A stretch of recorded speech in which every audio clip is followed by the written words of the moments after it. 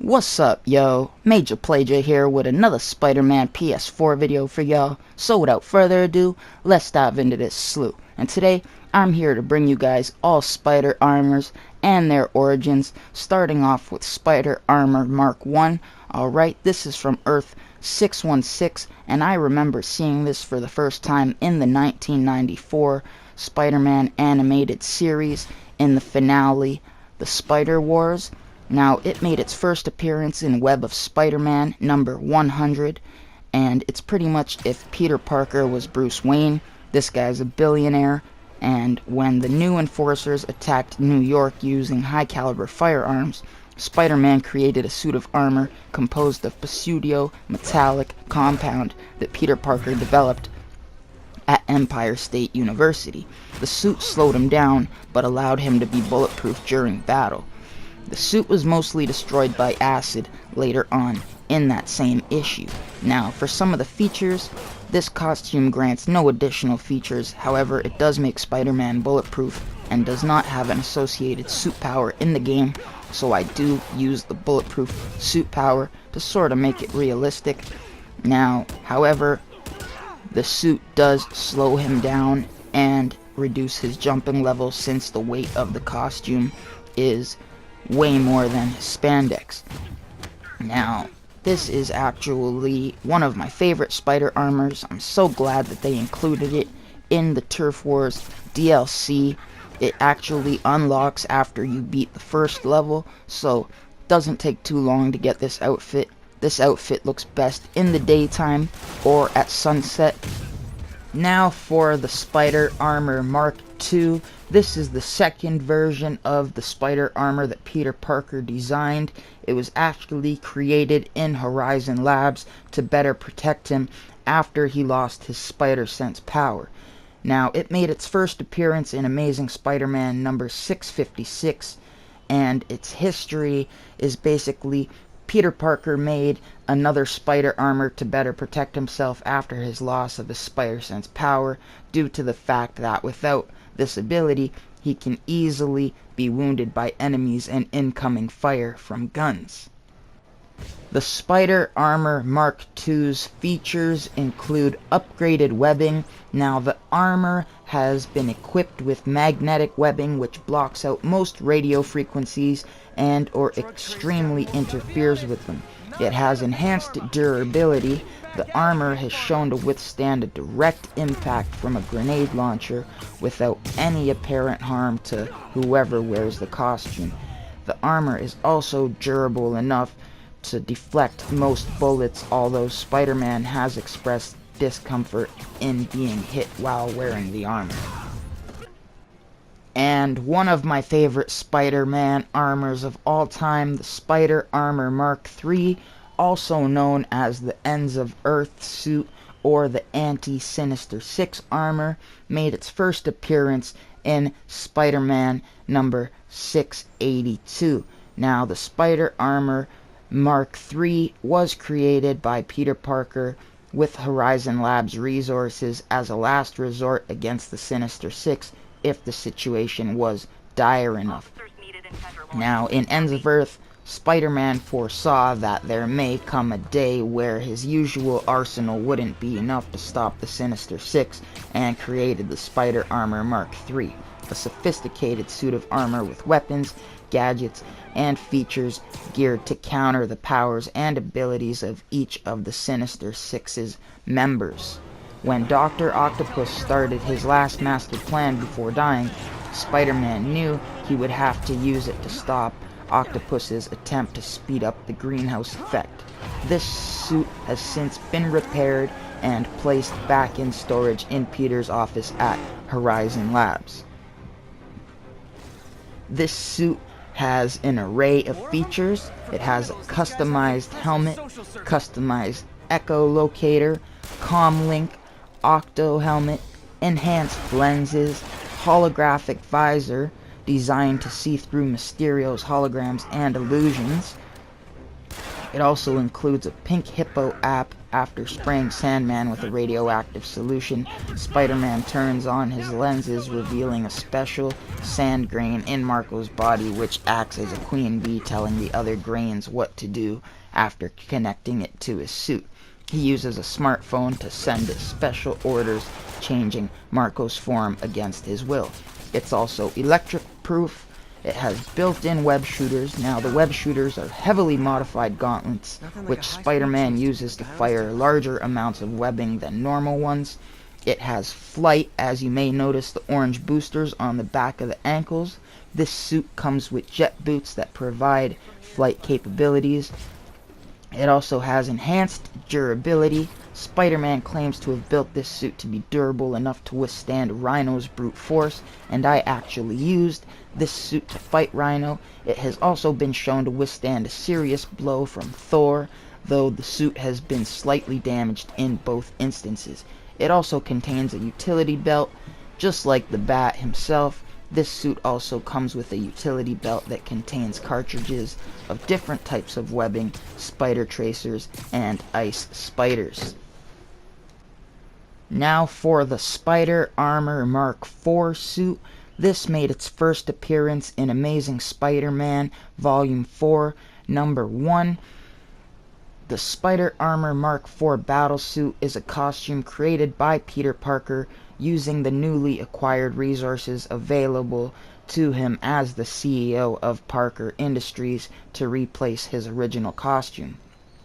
During the months following Secret Wars, Peter used his company's resources and technology to construct a new suit that would allow him to better deal with the various trials and tribulations that came from being a global protector. To help protect his secret identity, Peter made a spare suit for Hobby Brown, aka the Prowler, to impersonate Spider-Man so the public won't be able to find out that Peter is Spider-Man. The armor also became Spider-Man's regular costume. Peter wore the armor throughout his superhero activities during the Second Civil War, the Osborn Identity, and recently the Secret Empire event. During a fight with the Superior Octopus, he used an EMP blast weapon to destroy the armor, but it revealed Peter's classic costume beneath. It is confirmed that the armor was replaced by the classic costume once more. It features enhanced durability. It is sonic proof, so the armor has shown to be impervious to sound-based attacks. It is bulletproof, as the suit power reflects all bullets. It's heat proof, so it can withstand some of the hottest blasts, even from the Human Torch. It has upgraded web shooters, bug zappers, explosive spider tracers, sonic disruptors, acid webbing, concrete slash quick dry web cement, brain control override, spider drones, which are one of my favorite gadgets in the game, temperature control, which allows him to hide his heat signature. It has enhanced strength and built-in webware. Now, the armor comes equipped with a modified version of Peter Parker's Industries webware mounted on the left forearm. The webware comes embedded with spider tracers that can be tracked using the webware's locator app, and the webware is also capable of retracting and deploying the armor at will. The armor also has hologram projection, so the armor is equipped with camouflage capabilities that allow the user to assume various disguises or can be used to mimic everyday clothing. Now for the Spider-Man 2099 white suit, which I do consider a spider armor as of all of its features. Now, it did make its first appearance in Spider-Man 2099 Volume 3, Number 1. This suit provided to Miguel O'Hara, made by Peter Parker, shares many similarities with the Spider-Man 2099 black suit, including the use of arm spikes and lack of visibility in the eye lenses. Unlike its predecessor, however, this suit is predominantly black and white with red highlights, and the red spider symbol on the chest more vaguely resembles a skull than the insignia on the black suit. Now, it's too bad the bottom of these feet didn't look like the classic Iron Spider, because it does come with boosters, and this suit is flight capable. It would have looked really dope at nighttime, especially because we got the green lights on the sides of the outfit, and I just think it would have made this suit 10 times better, especially for nighttime wearing. Now, Miguel O'Hara is a geneticist in the year 2099 of New York, and the power for this suit is concussion strike. Now, Miguel O'Hara was a disgruntled geneticist for Alchemax, a corporate monopoly. Tyler Stone, Miguel's boss actually, and head of Alchemax, was working on genetically giving humans superpowers for a corporate raiders project. The test subject chosen for the project was an inmate that was on death row that chose to get tested instead of taking the death penalty. Although Miguel disagrees with Stone because he knows the dangers of the procedure, he decides to test on a subject because he knows that anyone else Stone commissions will not be competent enough to keep the human subjects alive. The test subject is later placed in a chamber to augment his DNA. At first, the experiment seems to be a success, with the subject still alive after the chamber augmented his DNA and gives him super strength. However, the subject dies moments later, and after this incident, Miguel O'Hara confronts his boss to tell him that he should stop pushing the Raiders project. Stone refuses, and then Miguel tells him that he quits. Stone seems to understand and offers Miguel a drink. Once he has consumed the drink, Stone informs Miguel that he has laced the drink with a drug called Rapture. Now, Rapture is a drug that changes the user's DNA and makes the user's life dependent on its continuous consumption. Stone tells him not to worry, that Alchemax manufactures the drug and he will supply him with the drug so long as Miguel continues to work there, pretty much blackmailing him. Stone tells him that he had no choice because Miguel is too valuable of an employee to lose. Miguel, realizing that he is now trapped, returns home in his apartment, his wife, and out of confusion, he hits her in the eye, giving her a black eye. He tells her that his boss slipped him Rapture and she is willing to help him by supplying him with Rapture off the black market. Miguel has another idea in mind. He returns to his lab at Alchemax to restore his DNA to its original constitution, and this is what actually turns him into Spider-Man. Miguel usually manipulates the DNA of humans and animals, cross-species genetics, just like in Amazing Spider-Man 2 video game, and uses his own DNA as the human template. His plan was to use the template DNA to restore his DNA to how it was before it was infected by the Rapture, but the plan backfires as a jealous co-worker switches the template DNA to an experimental DNA template Miguel was working on at that point in time. The experimental DNA was Miguel's attempt in creating a replica superhero Spider-Man. He is now cured of Rapture, but his DNA is 50% spider. At first, Miguel takes change to be a curse, but later sees it as a second chance, and he comes to the realization that with his abilities and his position in Alchemax, he can now take down Tyler Stone in New York of 2099, which is basically New York. Next up, we got the Anti-Ox suit, and this suit can actually be unlocked right before you face Doc Ock in the final battle. This is one of the few free suits in the game that is granted via mission progression, handed to the players at the start of Pax in Bello. It is also one of the suits that was designed exclusively for the game, and this suit's power is resupply, which allows you to use an unlimited amount of gadgets.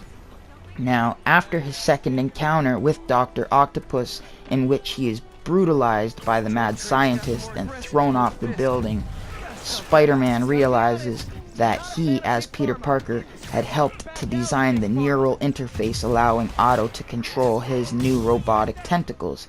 Acting quickly, he makes his way to Otto's old lab and utilizes the materials and lab equipment to help him craft this new suit in order to defeat Otto. The new suit allows Spider-Man to best Dr. Octopus and finally defeat him, but not before the suit is badly damaged during the fight. The anti-Ock suit appears as an armored version of the advanced suit and is thus similar to the latter in terms of its design. It is colored black and yellow, just like Wiz Khalifa. Not joking. Featuring a large yellow spider insignia as well as glowing yellow eye lenses. The color scheme mirrors that of Dr. Octopus's tentacles, emphasizing how this suit is designed specifically for fighting the mad scientist and his robotic limbs. Now, the yellow highlights on this suit glow when the suit is worn in a dark area or at nighttime, and I highly suggest wearing it at night, as it is part of my best suits to wear at nighttime. The Iron Spider armor is an armor created by Tony Stark for Spider-Man during the Civil War event, and is my favorite Spider-Man costume in this game out of every single one, although I haven't seen the next 3 from Silver Lining, but I highly doubt that it will be able to keep up with this suit. Now, this suit's first appearance was in Amazing Spider-Man number 529 on Earth 616. The Iron Spider armor was given to Peter Parker by Tony Stark during the Spider-Man, the other storyline. Peter Parker used this costume primarily during the Civil War while he was on the side of the Initiative. The armor was abandoned when Peter Parker joined the Secret Avengers. 3 duplicates of the armor were created for the members of the Scarlet Spiders, and only one of these duplicate armors escaped destruction during the Skrull invasion.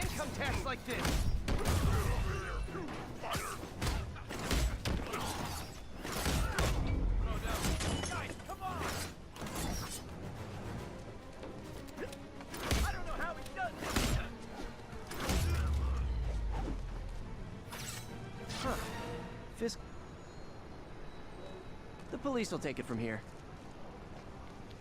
Following the deaths of Michael and Van, Patrick is now the only individual to currently use this armor. It was later revealed that Tony Stark had kept a copy of the armor when he and Peter were captured by the Regent, and Jarvis was unable to contact any other heroes because Regent had already defeated them all. Mary Jane Watson, who is currently employed by Stark and S.H.I.E.L.D., has the idea to search through boxes that had been packed up when Stark sold Avengers Tower. She found the Iron Spider armor and used it to rescue Tony and Peter. The 3 then defeated Regent and freed the other heroes. Iron Man created the Iron Spider armor based off his own armor specs for Spider-Man after being impressed by the way he battled the living laser. Spider-Man had a hard time using the armor at first due to it being designed for Iron Man's fighting style and not his. Spider-Man then tweaked the armor's specs to fit his style and had better success in subsequent battles against the living laser and Dr. Octopus. fabricated with advanced protein scale, nanotechnology, and exotic materials handling LEP skin display, impact sensing armor, integrated life support, and all-spectrum communications powered by a hybrid opto-electronic computer and using superconducting, high-performance plastic throughout. The Iron Spider armor is truly one of the greatest armors Tony Stark has ever created, and Peter's most functional costume. It includes spinneret / stinger access ports, and the Waldos, which are the Iron Spider arms, 3 mechanical spider arms. That's why we got the circle on the back split into 3, which I'm really glad they paid attention to that.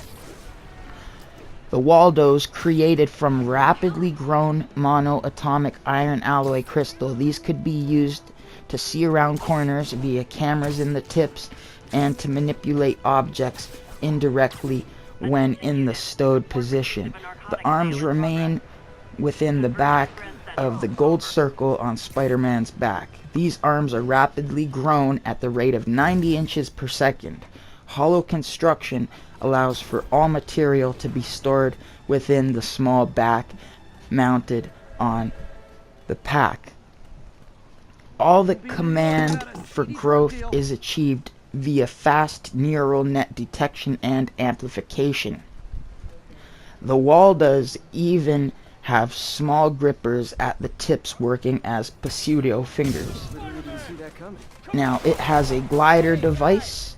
It could glide via mesh webbing on its arms, and the webbing is biodegradable, as well as this suit is flight capable, as you can see the boosters underneath of the feet. It has an enhanced chest piece, mask filter, enhanced lenses, multifunctional layers, transpirable Teflon-based temperature control, moisture pump, conductivity control, a sensor layer, a repair layer, so self-repair, limited mechanical repair, also first aid with limited external first aid. Just like in Avengers, when Tony was getting wounded, the suit kept going to where his wounds were. That's basically what that means. It has communications, shear detection, an antenna, synthetic aperture camera layer, light emitting plastic layer, diamond nitrile overcoat. Man, that's a lot for one suit.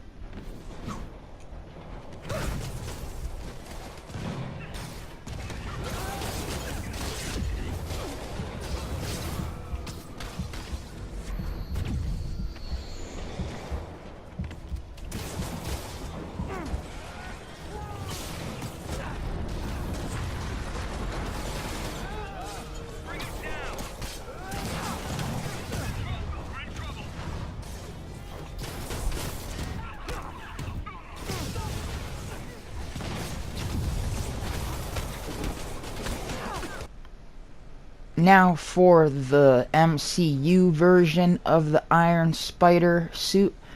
This made its first appearance at the end of Spider-Man Homecoming and also in Avengers Infinity War, and is supposedly supposed to be in Spider-Man Far From Home. Also known as Item 17A, the Iron Spider armor is a suit designed and built by Tony Stark for Peter Parker to use as an Avenger. It was presented to him after he prevented Vulture from stealing equipment from a cargo plane that Tony Stark had packed up after selling Avengers Tower.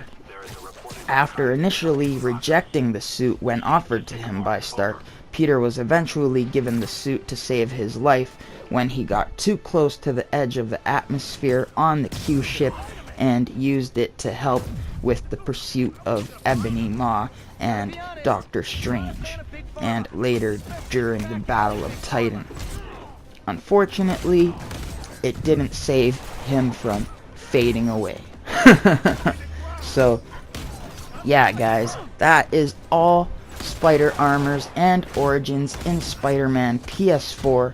Don't forget to like, comment below, subscribe if y'all are new to the channel, click that bell icon to be notified every time that I upload, as I upload the most lit content. Easy, and I will see y'all in the next one. And when